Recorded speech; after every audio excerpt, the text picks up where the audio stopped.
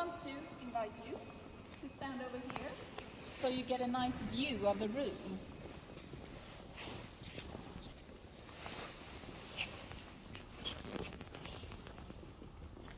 Again, warmly welcome. My name is Matilda and I will be showing you around for about 45 minutes.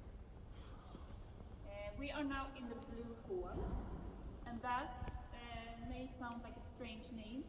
If we look around, it's not very blue in here, but I'm going to get back to that and explain the reason behind this name later.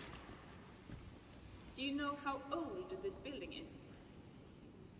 Well, this is a very special year for us, because this year the City Hall celebrates its 100th anniversary.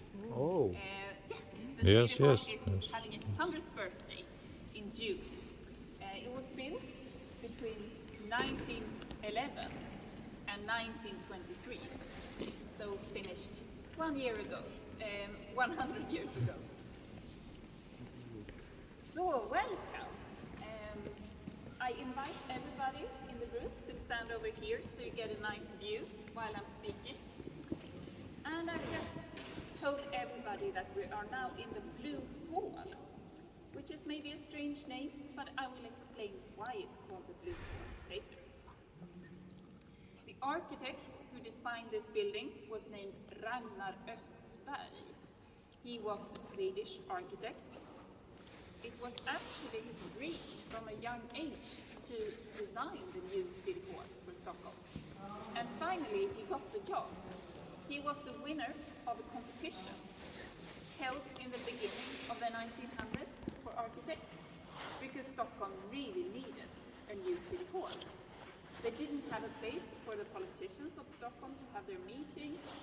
They needed a place for the administration of the city, and they needed something to symbolize Stockholm, something representative and grand. And this is what they got in the proposal of Ragnar Östberg. And the City Hall today is still used for the same purposes as when it was built. So behind all of these brick walls are lots of offices for civil servants and politicians.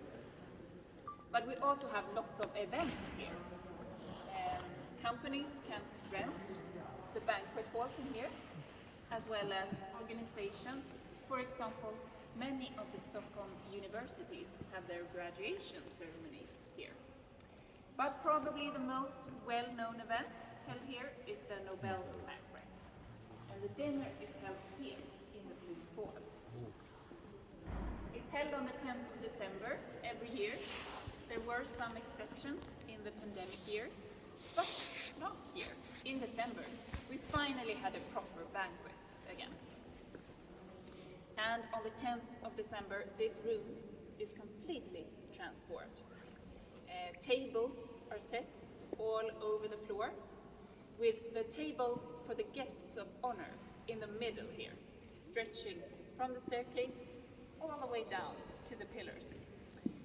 And the guests of honor are, of course, the winners of the Nobel Prizes, the Swedish royal family, and some of the ministers from the government.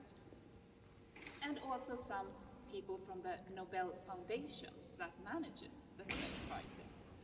And they also have their own entrance to the Blue Hall.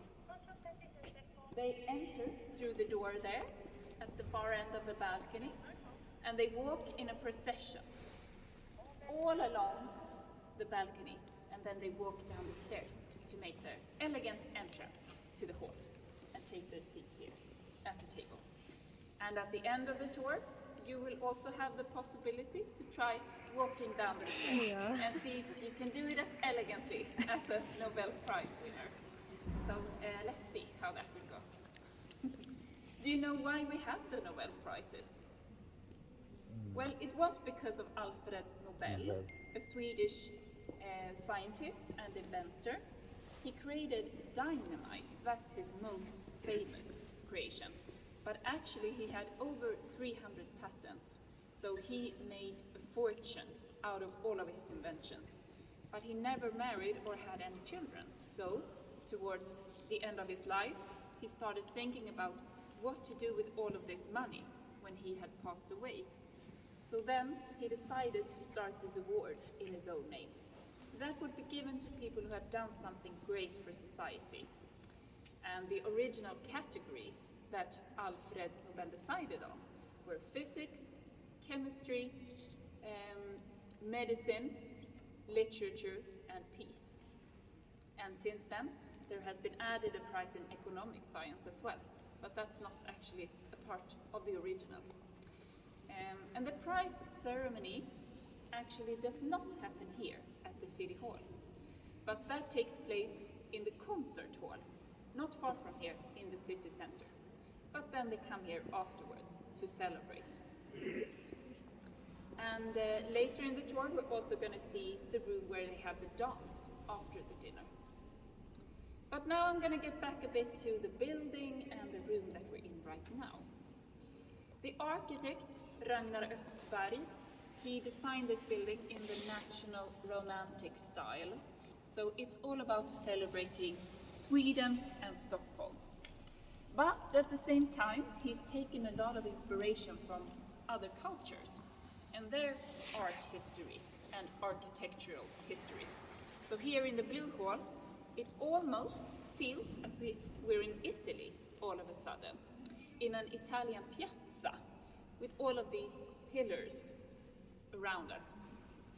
But still, the materials are all about Sweden. So the marble that we're standing on now is Swedish. You can see that it's a bit green in the color because the architect wanted to make us think of the sea or water stretching out here all over the floor. The granite of the pillars is from the Stockholm archipelago, so from the islands outside the city. And all the bricks are also made locally in the south of Stockholm, in a town called Södertälje. Now, to make the city hall from bricks, the architect chose for two reasons. One, that it was cheaper than making the whole house out of granite. That was his plan from the beginning. But he also wanted to pay a tribute to some old palaces that we have in Sweden. For example, the royal palace Gripsholm, placed in a town called Mariefred in the south of Stockholm, but also our old royal palace by the name of Three Crowns. Maybe some of you have visited our royal palace in the old town, and our current royal palace was built in the 1700s because our old brick palace burned down in a large fire. So this Palace of Three Crowns has become a bit of an icon for us in Sweden in our architectural history. And the Palace of Three Crowns had a high tower with three crowns on top of it, just like our tower here at the City Hall. So this was a big source of inspiration. And if you look closely at the bricks, you can see that they are a bit rough in the surface. And that's because they are made by machine, but all of the walls in here have been treated by hand with a hammer and chisel. So workers have been standing here, chipping away at every stone. And that is to trick us. You know, I told you that the building is turning 100 years this year, but actually the architect wanted to fool us to think that probably the building was a lot older, maybe several centuries old. So this is one example of how he did this. He wanted things to look a bit imperfect, handmade, not industrial. And I mentioned before the name of this hall being the Blue Hall. That's because our architect intended to cover the walls in here with blue colored plaster. So the walls would have been completely blue.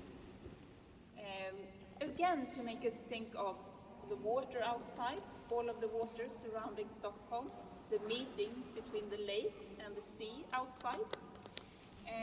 But when he walked in here, the architect changed his mind. He thought it was too beautiful here when the walls were finished, with all of these different colors of the bricks. So he wanted to keep it as it is. But then they had been using the name for such a long time already, so they decided to keep that as well. And also because it's a little bit like a national symbol. You know, the Swedish flag is blue and yellow, so we have a blue hall and we have a golden hall up here that we will see at the end of the tour. So that's a little bit like the Swedish flag. So our architect, he was known for changing his mind quite a lot during the building process. There is one thing in this room that wasn't actually added until after the city hall was already opened. But this wasn't because the architect changed his mind, but because it was too expensive. He couldn't fit it in the budget. But he really wanted a musical instrument in here, an organ, so that we could have proper concerts. Luckily for him, they got a donation on the opening day, so they could add an organ, and that was opened 2 years later. And can you see where the organ is placed in the room? Well, it's actually up here, just underneath the ceiling, behind this large golden box, are 10,000 pipes. So this is the largest pipe organ in all of Scandinavia. And behind you there in the corner is actually the keyboard.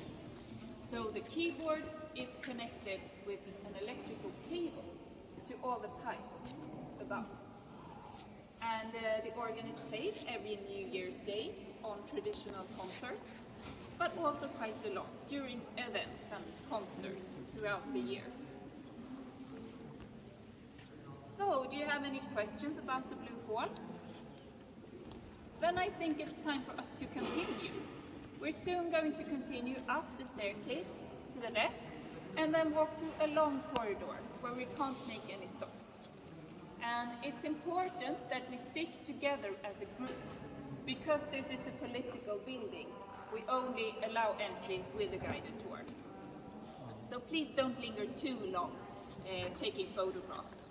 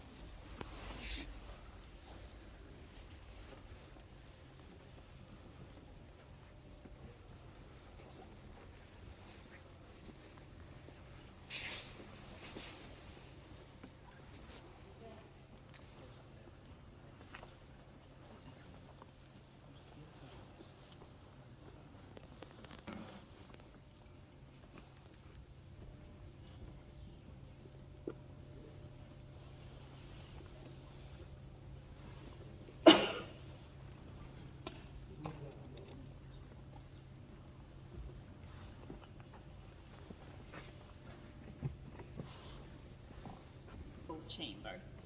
So this is the political part of the building, and one of the biggest reasons why the City Hall was built in the first place.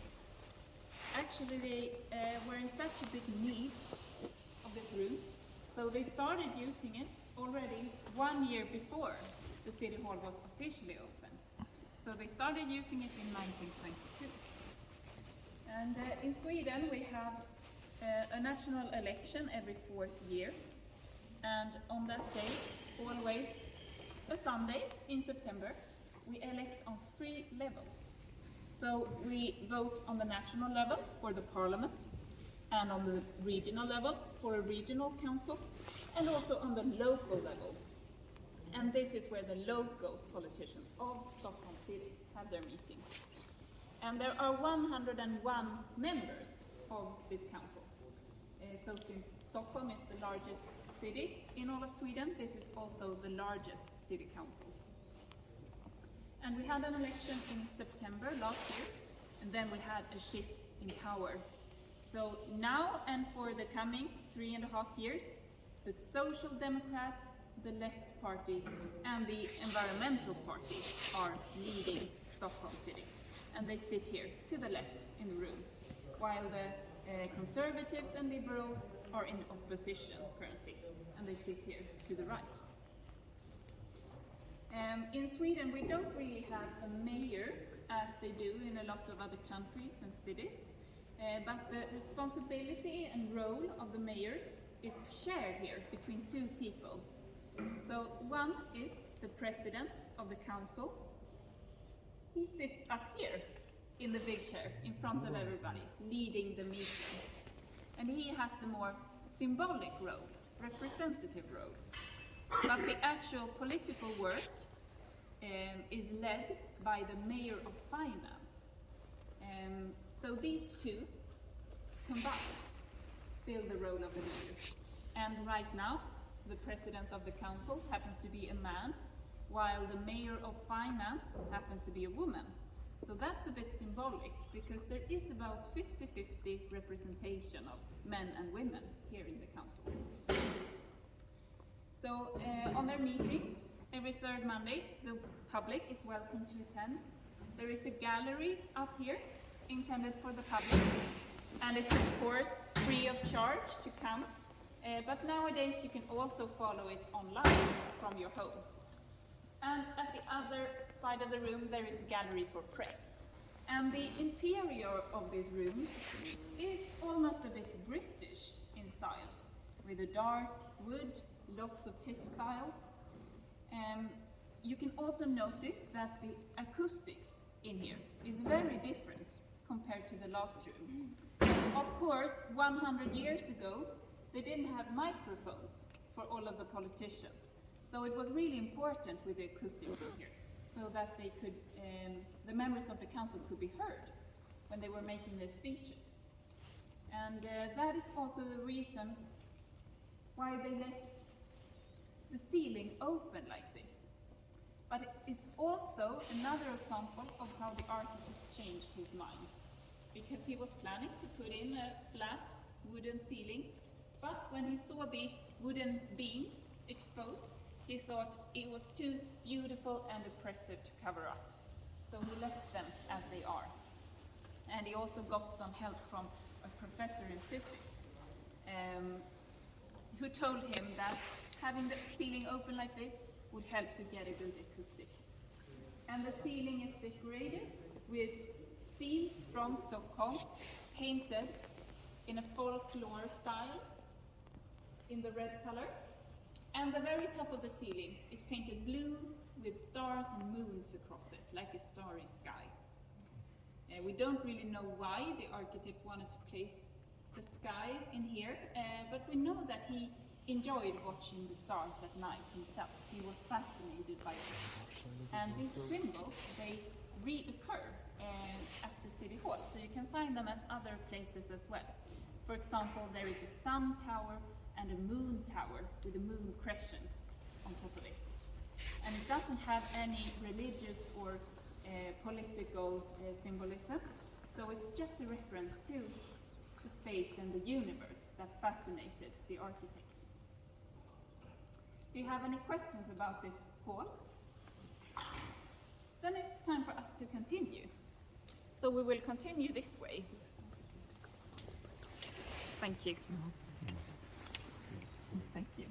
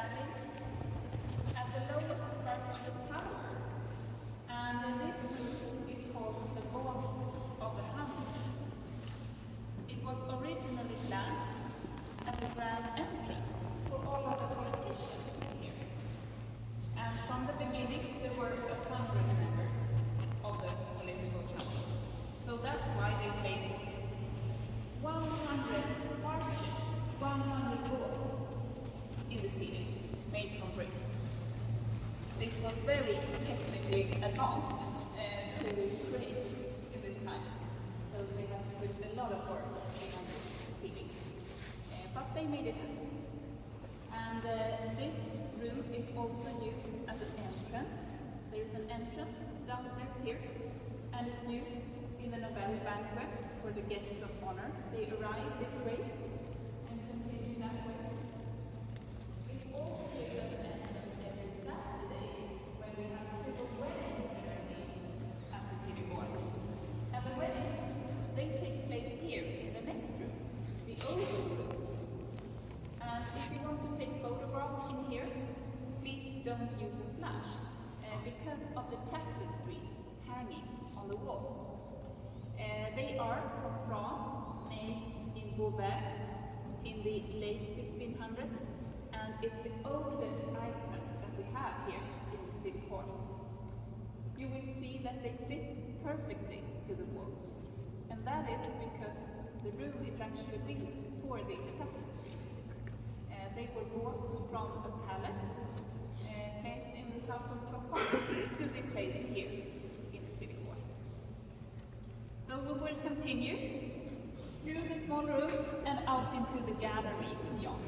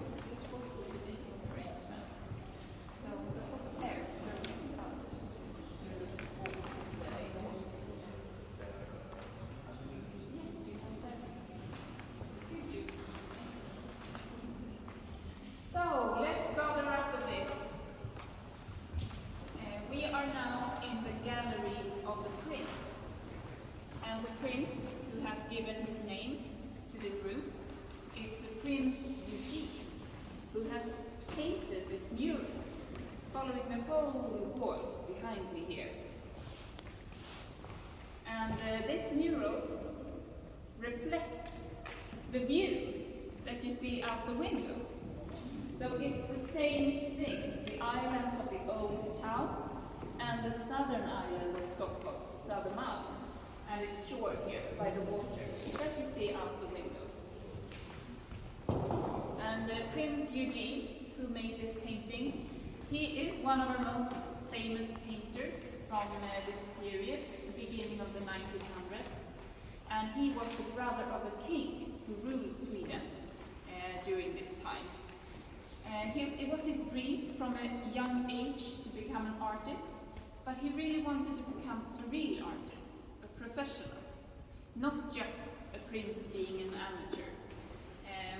And of course, since he was a prince, he got a lot of praise for his work. But he always feared that maybe people were only giving him compliments because he was the brother of the king. So he always had strong self-criticism throughout his career.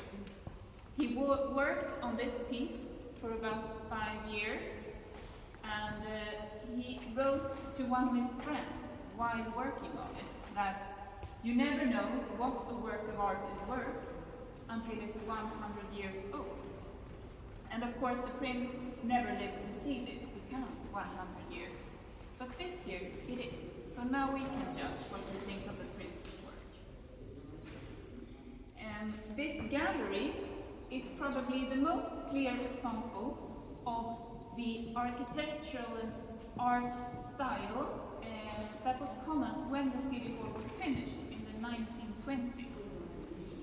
Because this is not really inspired by historical architecture, like a lot of the other halls.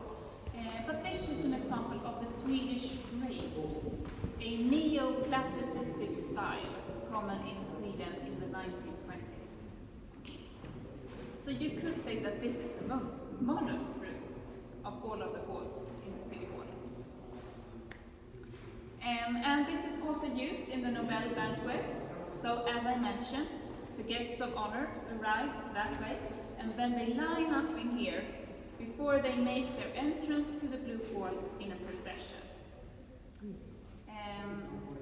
And it's also used as a reception room throughout the night by the royal family. So they can retreat here if they want some privacy from the other guests. If they don't want to engage in the dance in the Golden Hall. But now we will continue and have a look at our most grand banquet hall, the Golden Hall. So please follow me.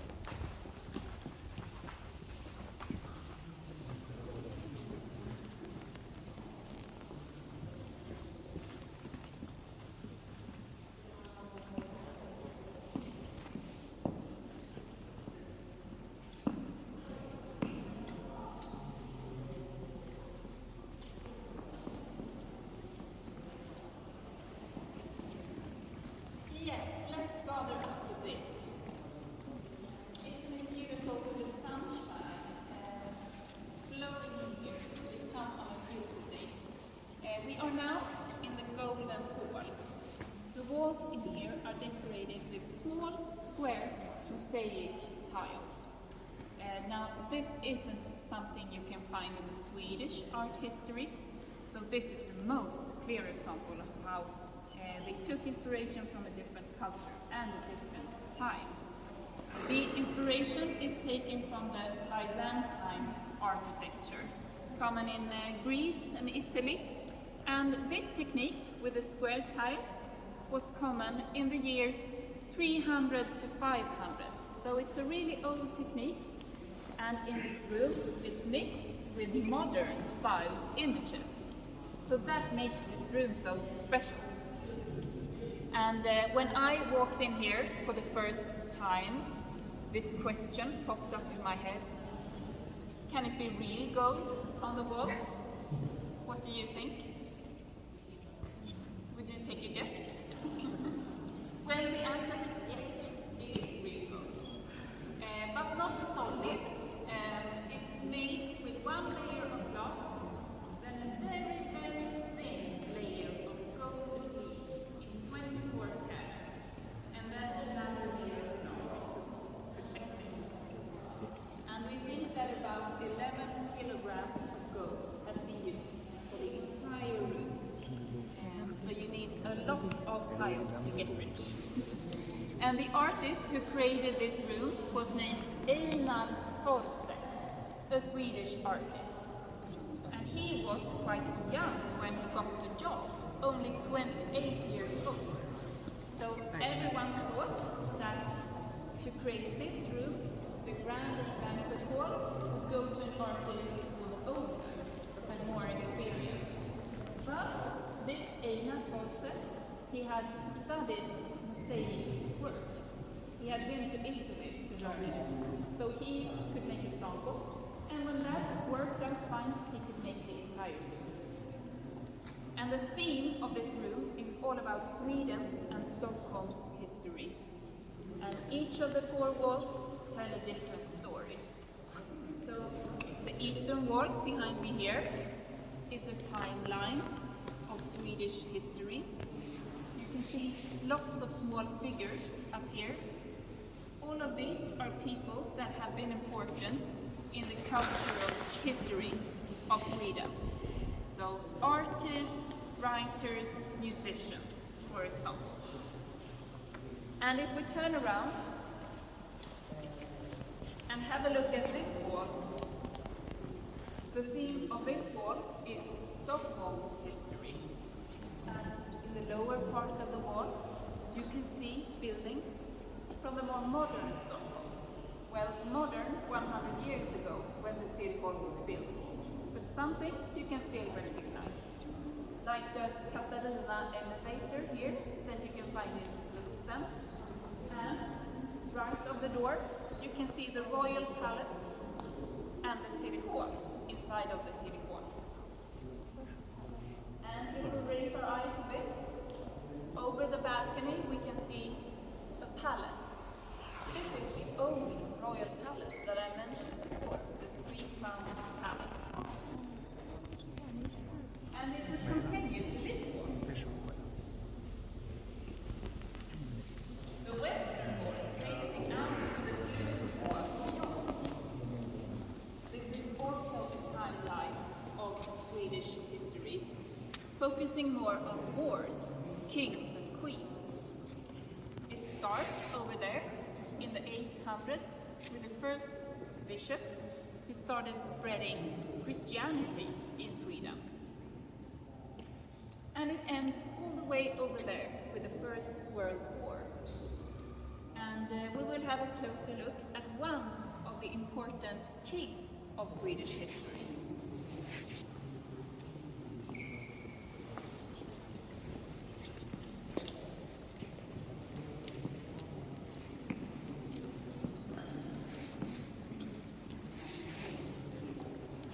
Because here, riding in his horse, we have the king Gustav Vasa. And he is very important for Swedes. We see him almost as a founding father of the modern Sweden, and as a savior because he saved us from the Danish king that was controlling us. And he was elected king in 1523. And that was the reason why they wanted to open the city hall in 1923, because it was exactly 400 years after Gustav Vasa's time as king, to celebrate his memory.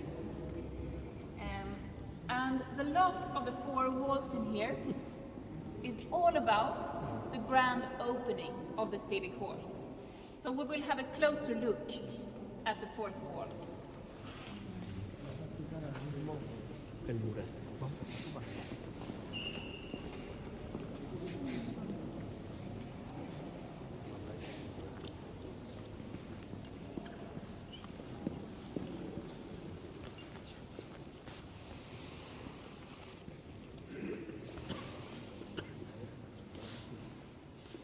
So, who is she, this woman, really dominating the room in here? Well, she is not an historic person.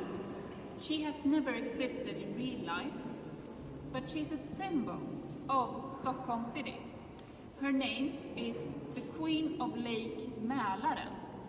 And the lake Mälaren is the water here, right outside the city hall. So she is a symbol of Stockholm. And she's sitting here on an island, just like Stockholm is built on a number of islands. The water of the lake under her. In her lap, she's holding some of the most important buildings of Stockholm. So we have the Royal Palace and the City Hall again, for example. High above her, over her head, is a bright red sun shining down at her. And this is to symbolize the light nights that we have in Sweden in June, at the beginning of the summer. Because the City Hall was open on Midsummer Eve in June 1923. And to both sides of the Queen, we have the rest of the world who are invited to celebrate with us that we have finally finished the new City Hall. And to your right, we can see an elephant, the Osman flag, and scenes from Istanbul, the Hagia Sophia Mosque. And to your left, we have skyscrapers of New York, the Statue of Liberty, the Eiffel Tower, amongst some other things. These symbols, some of them are not very politically correct today. We can just keep in mind that they were made 100 years ago. So the view of the rest of the world outside of Sweden was a bit different than today. In here they also have the dance at the Nobel banquet after the dinner.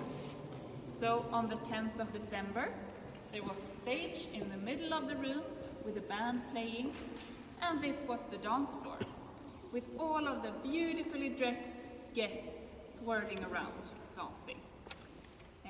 But when they started having the Nobel banquet here at the City Hall, this was actually the place for the dinner. And that's practical because right above us is the kitchen where they make all the food. The huge banquet kitchen. And behind the door there is a lift. So when they have cooked the food upstairs, they send it down in the lift. But nowadays, they want to have more guests than what can fit in here. So they had to move the dinner down to the Blue Hall, and now waiters carry all the food from the Golden Hall down the stairs to serve downstairs. And of course, the King of Sweden is served first of all, and then all of the other guests, 1,300, need to be served within 8 minutes. So it's quite a hectic job for all of the waiters working on this night.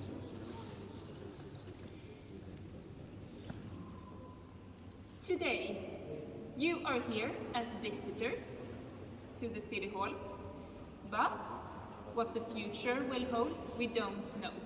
Maybe one of you will win the Nobel Prize one day. Bueno. How can we know? Then you will come back as guests of honor on the 10th of December, and you will need to walk down the staircase when everybody are watching you. So it's good to get some practice. And there is a little trick that you can use to make an elegant walk down the stairs. And I will show you out on the balcony.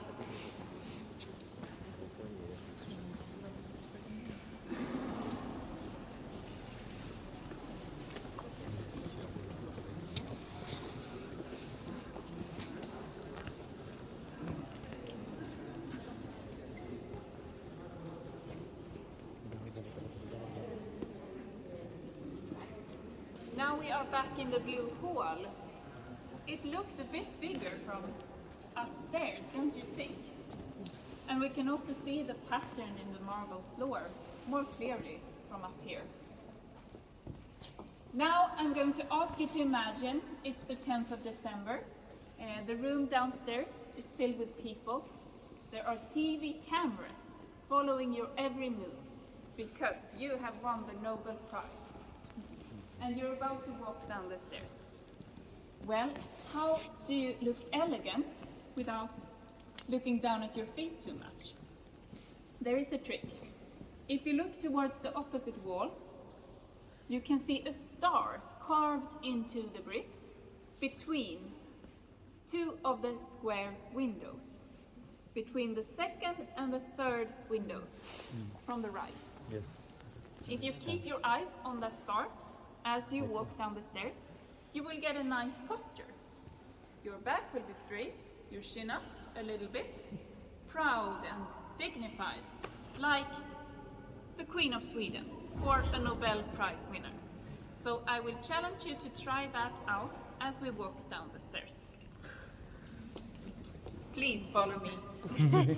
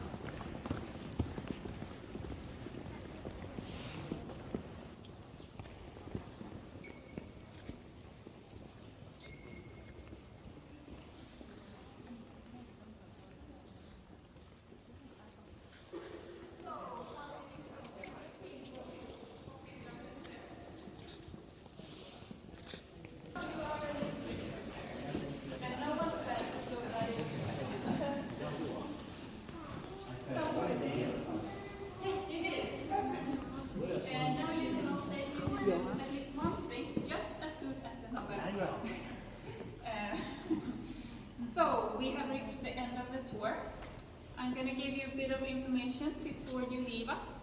You will find the exit all the way down in the far right corner. You exit through the shop where you bought your ticket. It's been a pleasure showing you around, and have a great continued day in Stockholm. Thank you. Thank you very much. It was a nice